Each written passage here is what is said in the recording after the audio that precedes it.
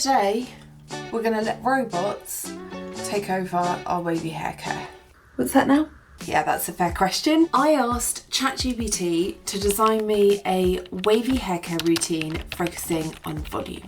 Think Carrie Bradshaw circa season 2/3 of Sex and the City. No heat styling, just her big, voluminous, natural wild waves and curls. I have no idea what to expect, and yes, I'm mentally prepared for a bad hair day. Really, the goal is to try something different outside of my normal comfort zone. I might even end up loving this routine. And I thought I'd share it with you in case you might love it too. Now, because I did not want to have to say ChatGPT over and over, does not roll off my tongue, I asked AI to pick a pronoun and a name. And she chose Gloria. I kid you not. Seriously. I have a set of instructions and I promise to follow them to the letter, regardless of what perhaps my wavy hair instincts are telling me. Okay, let's find out what Gloria can teach me about big volume wavy hair. Gloria gets bossy. I'm just, warning you. Oh, this is going to be interesting. So to start off this routine, we are going to do a clarifying wash. Well, that makes sense. So she says, use a clarifying or deep cleansing shampoo, or if you live in a hard water area, opt for a collating shampoo. Today, I'm going to use Wavy Detox shampoo. I absolutely love this shampoo. It hydrates my hair while doing an amazing job at cleansing. That means it leaves it squeaky clean, but also very soft. Bloody brilliant. The difference between a clarifying and a collating shampoo is collating will actually help clean your hair of chemical and mineral buildup that can occur from living in a hard water area. So you just need to pick what's right for you. Now, I do live in a hard water area. If you're not sure, by the way, you can pop your postcode into this website to find out. However, we had a water softener installed in our house to help with the negative side effects, which means I choose a clarifying shampoo. My instructions are to focus on the roots and scalp and massage thoroughly with my fingertips. I was also told not to double cleanse unless I have a lot of product buildup or oil on my scalp, which I don't. Now, out of interest, I asked Gloria, why she didn't recommend double cleansing. Her response was, for fine hair that's colour treated, double cleansing, especially with a clarifying or collating shampoo, can actually cause your hair to become stripped, leaving it dry. This means that you end up with hair that's brittle or too fluffy to hold shape. So if this is something that happens to you and you're double cleansing, you might want to rethink your routine. And then I was told to thoroughly rinse, and that this step is all about removing residue that can weigh the hair down.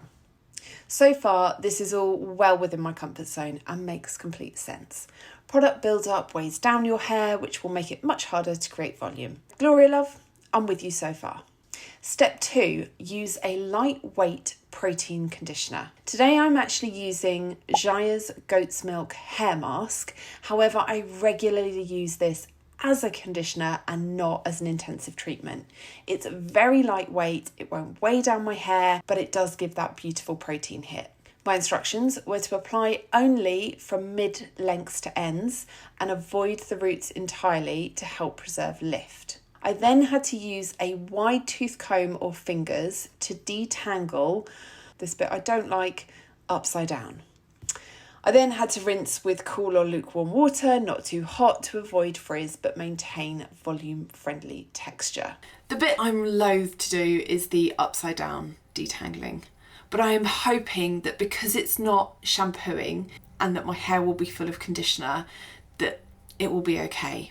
Normally I avoid it because it actually causes more knots and tangles because I've got fine hair, but fingers crossed. Now, one follow-up question I did ask was how come she'd specified a protein conditioner? And the response I thought was really interesting. Protein conditioner is used after clarifying because your hair is a blank slate. All the build-up is gone, which is great, but it also means that your hair is potentially more vulnerable. Adding protein at this stage helps reinforce the hair structure, especially if it's fine, or high porosity. Oh, hello again. So anyway, I thought I would share that little nugget with you. Okay, post-wash. We are now on step 3, styling the Carrie stack. That's what it's called. literally, I promise you. So application method, do all of this right out of the shower, okay, on soaking wet or damp hair. My hair is definitely still soaking wet. Let's just take it straight out of this actually. That is still very, very wet. First product is a leave-in conditioner. I'm gonna go with whey because I've already used protein. If I hadn't, I would have grabbed my Not Your Mother's Curl Talk, but this is really, really lightweight. So it says just a few sprays, so probably not as much as I'd normally put on, focusing mid-lengths down. This will stop frizz from going rogue later without sacrificing volume.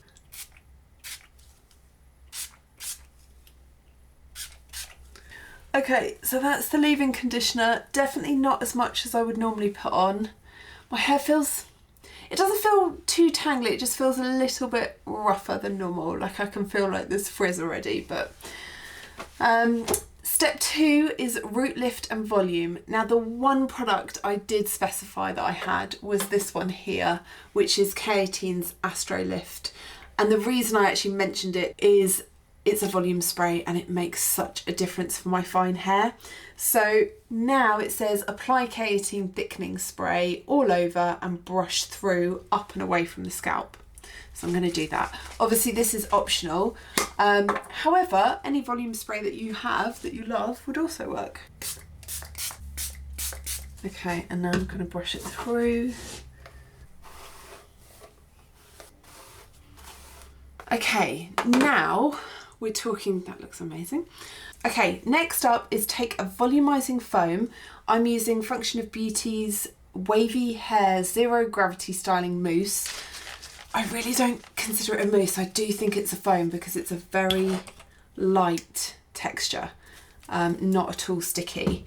So we're going to use that and apply it directly to the root area. Be generous. Crown, temples, sides and nape. She got very specific. Nape. Actually, I think I'm going to have to do this right side up to get to the bits that I need to get to. So let's sort this out a little bit. Plus, I still want my centre parting. Volumizing foam. So we've got to massage this in with our fingertips. This is not something I ever normally do. Shake it again. And I don't know how much to apply. Going with that. Start in the parting and massage it in, really work it into the roots. Okay, crown, temples, sides and nape. I don't know why this is making me laugh.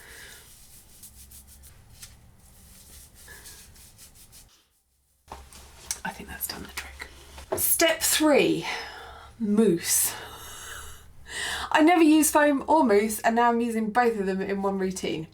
Apply a generous handful of Not Your Mother's Curl Talk mousse. Now there were a few other recommendations, but because I actually had this one, obviously this is the one that I've picked to use today, and it needs to go through mids and ends and then comb through for even distribution and scrunch like your life depends on it.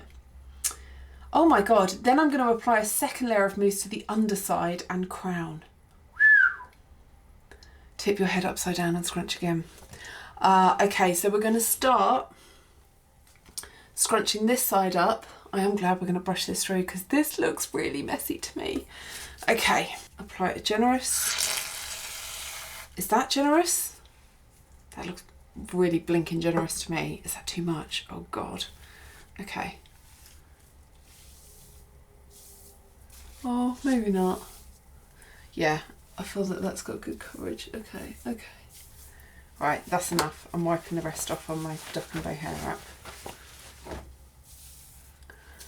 So then comb through for even distribution. Okay, that's good. I'm glad we've smoothed that down a little bit. Scrunch like your life depends on it. So I'm going to do this side and then the other. And then we'll apply more apparently and do it upside down.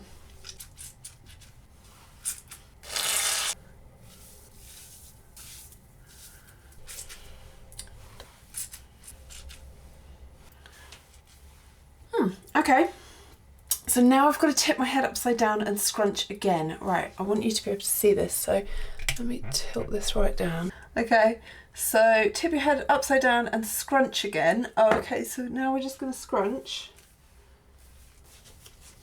Still there. And then apply a second layer of mousse to the underside and crown.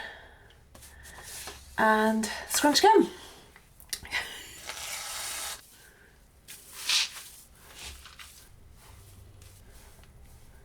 Okay, put for 10 to 15 minutes in a microfiber towel or cotton t-shirt. Right, whew. God, that was a workout. Okay, so I'm gonna leave it for 10 to 15 minutes. And then the next step, diffuse. Diffuse with purpose, apparently. I'm pretty excited to see how this turns out because my waves look so different from normal at the moment. So, right. I think we're ready to diffuse, so I just put some moisturiser on. I haven't rubbed it in very well. Apparently, Gloria says, volume is heat plus airflow plus angles. Use all three. Okay, so I'm going to start apparently with hover diffusing on a low heat, low speed. Okay, sounds fun. Then once the roots are 30 to 40% dry, I'm going to use a combination of pixie diffusing, flipping from side to side to break up the parting, and flipping directions regularly. And then at the halfway mark, spritz in a root texture spray. I hate, that's a very strong word. I really, really dislike texture sprays, powders, even dry shampoo. I really don't like to feel product in my hair. However, I did say I would comply, and I can because for some reason I've kept hold of this, even though I don't like it and don't use it. It's a volumizing dry texture mist. Once my hair is halfway to dry, I'm going to use that. And then it says to carry on diffusing, and that before my hair is completely cool, we're also going to root clip. Okay, let me get my diffuser and my earplugs. Hang on a sec. Oh, and my book. Gosh, it's a lot. The earplugs are because I find my shark incredibly noisy. Leaves are ringing in my ears, which is not great, is it? Low heat to start, low speed. Also, turn it on.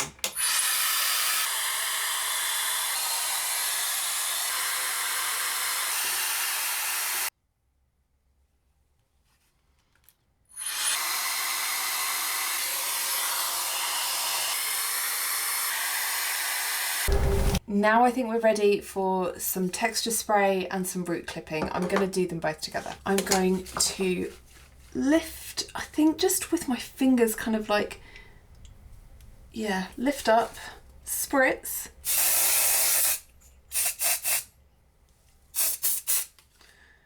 And then clip.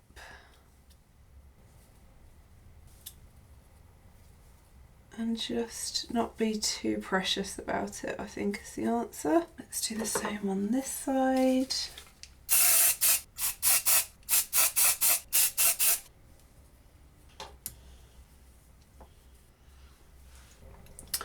Okay, and now more diffusing. It's looking quite big though, right? Let's finish this off. Clips out.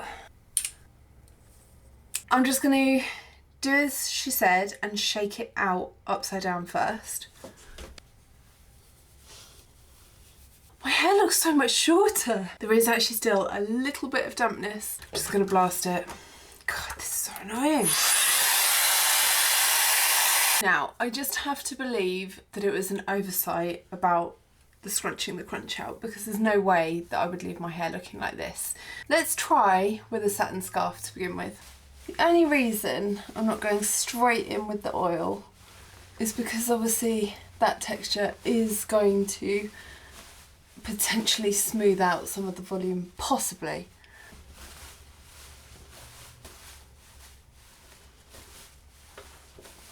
Just trying to break up some of that cast. It's pretty strong. Focus on these ends. And I'm clapping the cast away. Oh, do you know what? Instantly adding that oil has helped a bit with the texture because it is feeling crunchy.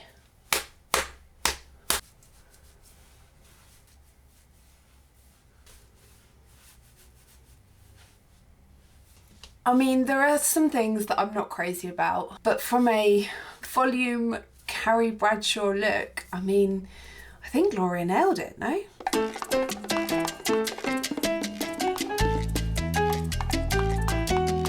This is pretty much as curly as I think my hair ever gets.